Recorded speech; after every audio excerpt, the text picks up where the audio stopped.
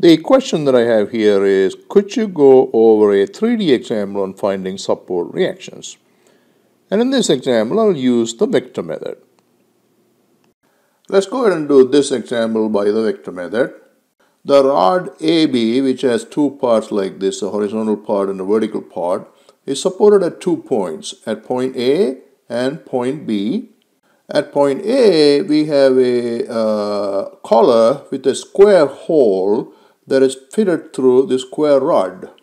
Attached to point B is this cable BC.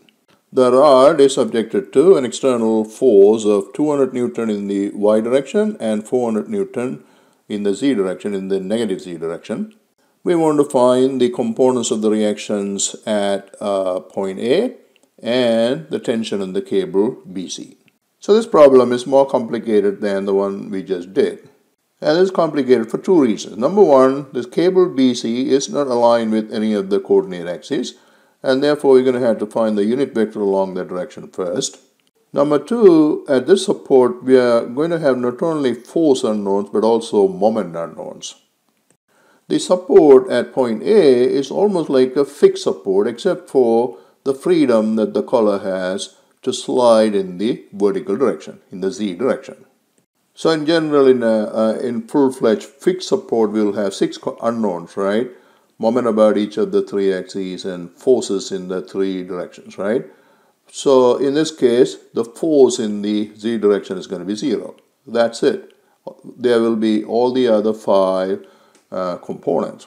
So here is the corresponding free body diagram with the unknowns marked and labeled.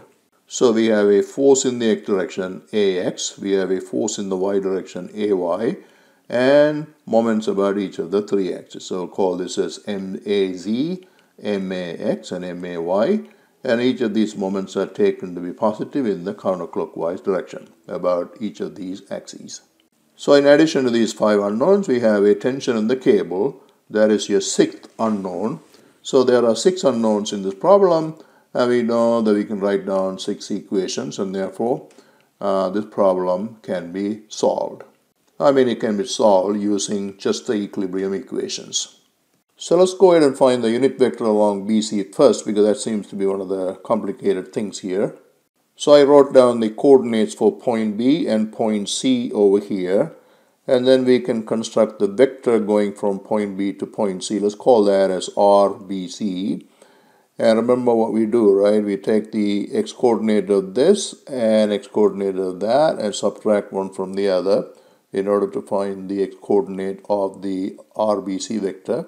And you do the same thing for the y component and the z component and simplify that. So this is the vector RBC. And then to find the unit vector, we first find the magnitude of this vector, which is 3.5. And then take this vector and divide by the magnitude, right? So this is the vector and this is the magnitude, and you divide through and simplify, we get this. So this is the unit vector along point B to point C. Here's my force vector equation. And at point A, we have AX in the x direction and AY in the y direction. So these two terms represent those. At point D, I have 200 Newton in the y direction, 400 Newton in the negative z direction. So these two terms represent those. And at point B, we have the cable tension. So the vector representing that would be the magnitude, which is TBC, multiplied by the unit vector, which we just found, right? So this one right there. And set those to 0. In the next step, I have grouped the I terms, j terms, and the k terms. Once again, mathematics tells us that if this vector is to be 0, each of its components must be individually 0. So this equals 0, and this equals 0, and this equals 0. So you get 3 equations out of this. So here's my vector moment equilibrium equation. There are 3 moments acting on the rod AB.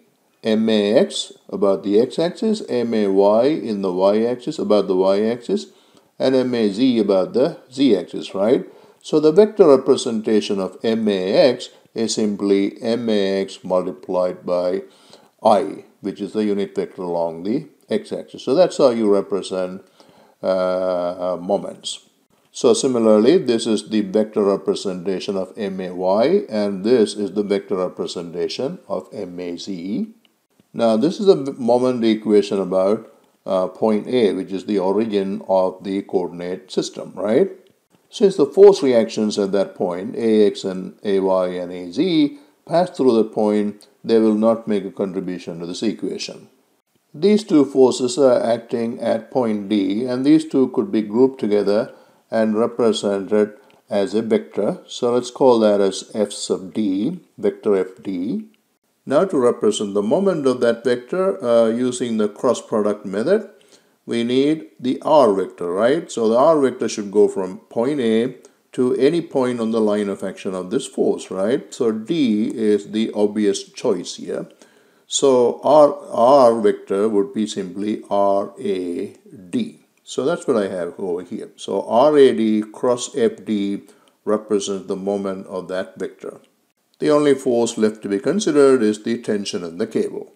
Once again, the R vector should go from point A to any point on the line of action of that force. So there are two choices here. I could take either point B or point C. So here I have chosen to take point C. So the moment vector of that tension is vector RAC cross vector TBC. So that's it. We have included all of the forces and the moments in this moment equation. So here I have expanded and grouped the I, J and the K term to come up with this final equation. So here are the three individual moment equations from that vector equation. So we got 6 equations, 6 unknowns, right? So let's go ahead and solve them. So here are my calculations, and this should be fairly easy for you to follow. So what I did was, first I looked for equation that has just one unknown and then went from there.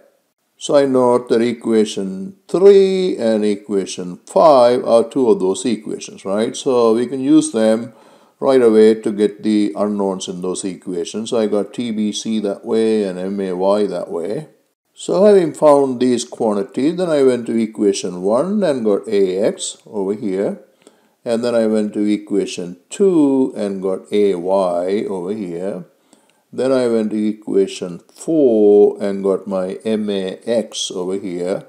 And then finally I went to equation 6 and got my MAZ. So here's a summary of everything we got.